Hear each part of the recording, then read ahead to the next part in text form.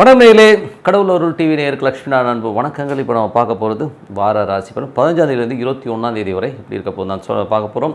எப்போதும் சொல்கிறதான் லக்னத்துக்கு பாருங்கள். சந்திரனுக்கு அதாவது ராசிக்கு பார்ப்பதை விட லக்னத்துக்கு பார்க்க ரொம்ப பர்ஃபெக்டாக இருக்கும். உதாரணமாக ஒரு மகர லக்னம் விருச்சிக ராசினா நீங்கள் வந்து விருச்சிக ராசிக்கான பலன்களை பார்க்குறதை விட மகர ராசிக்கான பலன்களை பார்க்கும்போது ரொம்ப பர்ஃபெக்டாக இருக்கும். ஃபஸ்ட்டு வந்து பொது பலன்கள் வரும். அதுக்கப்புறம் பார்த்திங்கன்னா உங்களுக்கு தசா புத்தி பலன் வரும்.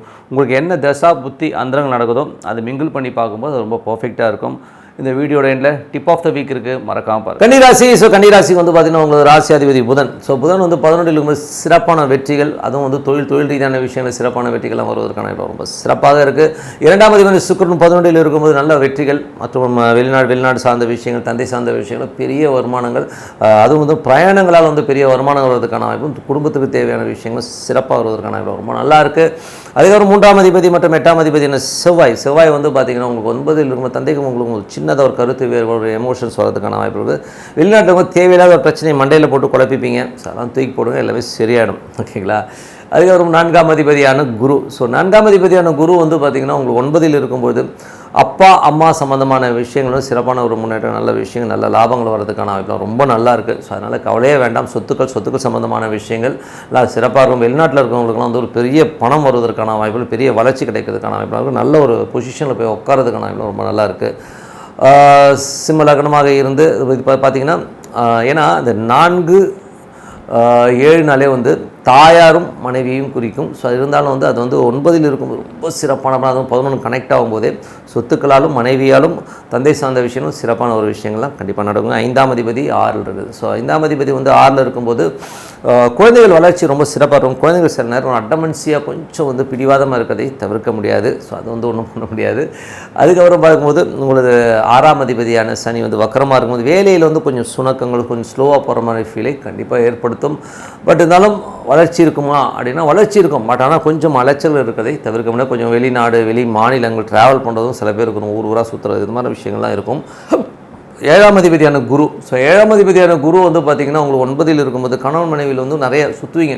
வெளிநாடு அங்கே போகலாமா, அங்கே போகலாமா, இங்கே போகலாமாங்கிற எண்ணங்கள், இந்த பிளானிங்லாம் இருக்கும். ஸோ அதெல்லாம் வந்து தவிர்க்க முடியாது. மற்றபடி 8ஆம் அதிபதியான செவ்வாய் வந்து 9 இருக்கும்போது அப்பாக்கும் உங்களுக்கும் வந்து சின்னதாக ஒரு கருத்து வேறுபாடு வர்றதுக்கான ரொம்ப கவனமாக இருக்கணும். அதுக்கப்புறம் 9ஆம் அதிபதியான சுக்கிரன் வந்து 11 இருக்கும்போது பெருத்த லாபங்கள், பெரிய லாபங்கள், பிரயாணங்கள், நல்ல லாபங்கள் வர்றதுக்கான ரொம்ப நல்லாயிருக்கு.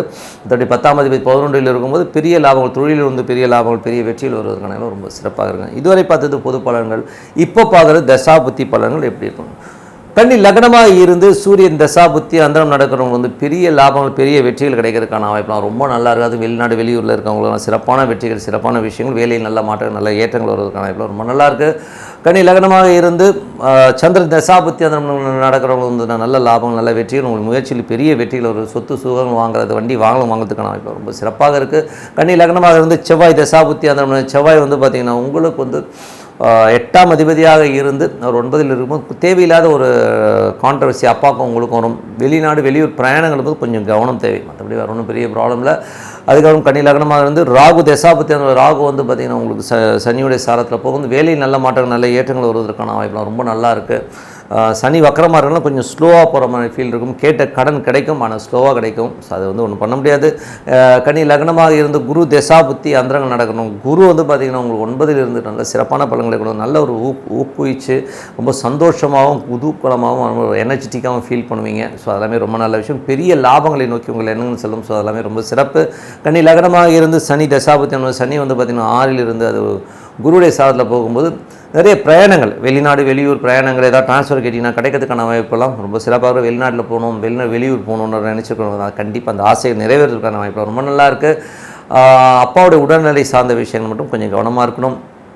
கன்னி லக்னமாக இருந்து புதன் தசாபுத்தி அந்த புதன் வந்து பெரிய வெற்றிகளை தருவதற்கான வந்து தொழில் ரீதியான விஷயங்கள், பெரிய வெற்றிகள், பெரிய லாபங்கள் வருவதற்கான ரொம்ப நல்லா இருக்குது. ஸோ அது நல்ல விஷயந்தான். ஓகேங்களா. ஸோ அது மட்டும் இல்லாமல் கன்னி லக்னமாக இருந்து கேது தசாபுத்தி அந்த கொஞ்சம் ஜாகிரதையாக இருக்கணும், கொஞ்சம் பொறுமையாக இருக்கணும். பெரிய லாபங்களை நோக்கி ஒரு நிறைய ஆஃபர்ஸ்லாம் வரும். பட் இருந்தாலும் ரொம்ப கவனமாக இருக்கணும். ஏன்னா வந்து சில நேரங்கள் வந்து நமக்கு வந்து ஏதாச்சும் வந்து பெரிய கடன்களை வாங்குறதுக்கான வாய்ப்பை ஏற்படுத்திடும். ஸோ அதனால் கொஞ்சம் கவனமாக இருக்கணும். காலகட்டங்கள் கன்னி லக்னமாக இருந்து சுக்கிர தசாபுத்தி அந்த பெரிய லாபங்கள், பெரிய பெரிய வெற்றிகள், வெளிநாட்டில் இருக்கிற பெரிய வெற்றிகள், தந்தையால் நல்ல பெரிய வெற்றிகள் கிடைப்பதற்கான ரொம்ப நல்லா இருக்குது. அது மட்டும் இல்லாமல் பார்த்திங்கன்னா உங்களது குடும்பத்திற்கு தேவையான பணம் வந்து பெரிய அளவில் வரதுக்கான ரொம்ப சிறப்பாக இருக்குது. ஸோ நல்ல விஷயங்கள் நல்லா மாற்றணும். ஒரு பிரார்த்தனை ரொம்ப ரொம்ப அவசியம். மனதார இறைவனை பிரார்த்தனை பண்ணும்போது கண்டிப்பாக அடுத்த லெவல் போகிறதுக்கான tip of the week. So tip of the வீக்கில் வந்து கர்மா பூம்ராங்கிறத பற்றி தான் சொல்ல போகிறோம். ஸோ ஒரு கர்மா வந்து எப்படி பூம்ராங்காக வந்து திருப்பி திருப்பி வருதுங்கிறதை நம்ம பார்ப்போம். ஸோ உதாரணத்துக்கு சொல்ல போனோம்னா ஒரு ஃபஸ்ட் இன்சிடென்ட் எங்களோட வம்சாவளியில், எங்கள் தந்தை சார்ந்த வம்சாவளியில் பார்த்திங்கன்னா அது வழி வழியாக வந்து அந்த கர்மா வந்து தொடர்ந்து வரதை நான் பார்க்க முடியுதுங்க. ஸோ உதாரணம் சொல்ல போனால் எங்கள் அப்பாவோட தங்கை, ஸோ அவங்க வந்து கொஞ்சம் வந்து கால் ஊனமுற்றவர்கள். ஸோ அதே மாதிரி என்னுடைய தங்கை ஒரு ஊனமுற்றவர்கள். ஸோ அந்த மாதிரி வழி வழியாக சில கர்மாக்கள் தொடர்ந்து வருதுங்க. ஸோ இது ஏன் வருது, எதுக்கு வருதுன்னா நம்ம செய்கின்ற ஒரு சில விஷயங்கள், நம்ம புத்திசாலியை நம்ம வந்து அவனை அடக்கி மிதித்து எதாவது பண்ணிடலான்னு சொல்லிட்டு எவனோ ஒருத்தன் தாத்தா முப்பாட்டம் பண்ணதுக்கு நம்ம அவஸ்தைப்பட்டு தான் இருக்கிறோம். ஏங்க அவன் பண்ணதுக்கெலாம் நான் ஏங்க வந்து இந்த அவஸ்தை பண்ணோம் அப்படின்னு நீங்கள் கேட்குறது புரியுது. அப்படி கிடையாதுங்க, அவங்க தான் நாம. அதுதான் விஷயமே. ஓகேங்களா? ஸோ அந்த ஒரு ஜெனட்டிக் ஃபேக்டில் வந்து எப்படி சொத்துக்களை நம்ம வந்து வாங்கிக்கிறதுக்கு ஒரு அங்கீகாரம் இருக்கோ, இந்த மாதிரி இந்த பாவங்களையும் நம்ம வாங்கி அனுபவிக்கிறதுக்கான விஷயங்களை கண்டிப்பாக இயற்கை கொடுத்துருது.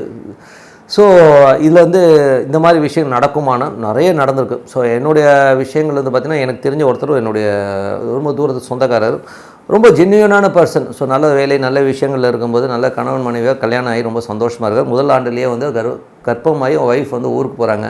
ஸோ ஊருக்கு போகும்போது இங்கே வயசான அம்மாவை பார்த்துக்க முடியல அப்படிங்கிற ஒரு காலகட்டத்தில் வந்து என்ன பண்ணுறாருன்னா, ஒரு வீட்டுக்கு வந்து வெறும் சமையல் ஆக்கிட்டு க்ளீன் பண்ணிட்டு போகிறது ஒரு பொண்ணு வராங்க. ஸோ அது என்ன ஆகிடுதுன்னா, ஒரு கொஞ்சம் அஃபேர் ஆகி அவங்க வந்து கன்சீவ் ஆகிற மாதிரி ஒரு சூழ்நிலை வருது. முதல் குழந்தையை பெற்றுட்டு வர அந்த பெண்மணிக்கு வந்து இங்கே புருஷன் வந்து இந்த மாதிரி ஒரு அஃபேரில் இருக்கிறத பார்த்து ரொம்ப ஷாக் ஆகிட்டாங்க. அதுக்கப்புறம் பஞ்சாயத்து பண்ணி அந்த பொண்ணு கர்ப்பமாக இருக்க பொண்ணை வந்து ஏதோ பணம் காசு கொடுத்து அனுப்பிச்சி விட்டாங்க.